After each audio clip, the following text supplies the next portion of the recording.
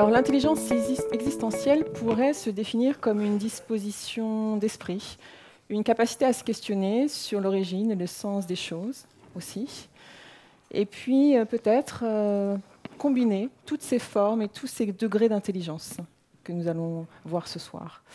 Aussi, il est intéressant de souligner qu'elle est à manager avec précaution. Ah oui, c'est sûrement ce que va nous rappeler notre prochain intervenant, qui est co-auteur de cette réflexion 2018 sur les intelligences multiples.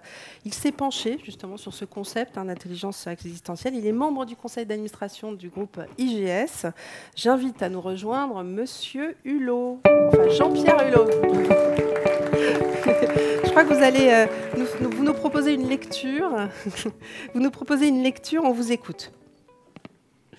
Merci et bonsoir à tous. En fait, interrogé sur sa définition de l'existentialisme, Sartre aurait répondu « L'existentialisme, c'est ce qui me permet d'exister ».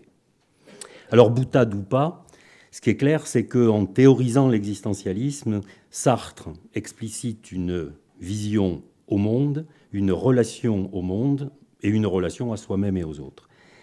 Et il se dote par la même occasion de ses moyens d'existence. Donc, si selon Howard Gardner, l'intelligence existentielle est définie comme une capacité à penser le monde, à s'y situer, à édicter ses propres règles de comportement, on doit considérer que Sartre manie cette intelligence existentielle avec beaucoup de dextérité.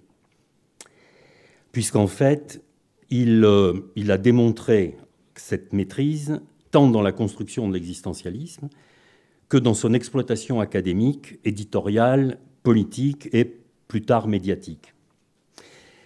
Mais à y regarder d'un petit peu plus près, la mise en pratique de l'intelligence existentielle de Sartre n'est en rien différente de celle de Martin Dupont, artisan plombier. Je m'explique. Comme Sartre, Martin Dupont s'est fait son idée sur le monde qui l'entoure. Il en a déduit les opportunités qui existaient en matière de défense de l'environnement, en matière d'économie d'énergie. Et puis, par goût, par aptitude, il a créé la SAS Martin Dupont Sanitaire et Plomberie. Il a, à partir d'une vision globale, trouvé sa place parmi les professionnels du bâtiment et il s'est assuré son gagne-pain. La différence entre l'intelligence existentielle de Sartre et celle de Dupont n'est pas de nature, mais elle tient fondamentalement à une combinaison différente des différentes intelligences dont l'un et l'autre étaient en fait dotés. Alors ça explique peut-être une chose, ça explique peut-être pourquoi Howard Gardner n'a pas voulu appeler l'intelligence existentielle une 9e intelligence, mais en fait une 8e intelligence et demie.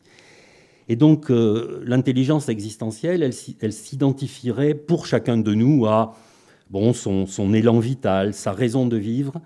Et selon sa puissance, cette intelligence peut générer des combinaisons se déclinant du génie à la médiocrité. Alors, les médias sont pleins des premières. Et puis, en fait, on connaît tous de ces êtres super doués, mais qui, en fait, ont raté leur vie et dont on dit qu'en définitive, ils ont gâché leur talent. Et c'est ici que se pose la question du pourquoi. L'intelligence existentielle d'une mère Teresa la conduira à trouver son épanouissement dans la promiscuité des bidonvilles, l'activisme caritatif et finalement la béatitude. Tout à fait à l'opposé, l'intelligence existentielle d'un Adolf Hitler l'amènera à trouver son épanouissement dans l'exaltation nationale-socialiste, le crime contre l'humanité, le massacre raciste et finalement son suicide dans un bunker au milieu des ruines de sa propre capitale. Donc, au bout du compte, le propre de cette intelligence existentielle, c'est d'abord de forger des destinées uniques. Et c'est là qu'elle interroge l'entreprise et le management de ses talents. Ces personnalités hors du commun sont indiscutablement indispensables aux entreprises, mais selon l'organisation, les circonstances, elles ne peuvent pas toutes et constamment y trouver leur place.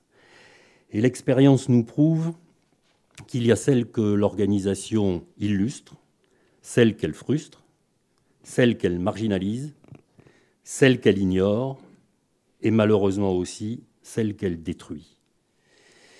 D'où ce précepte élémentaire, les intelligences existentielles fortes sont à manager avec précaution. Merci Jean-Pierre. Merci beaucoup.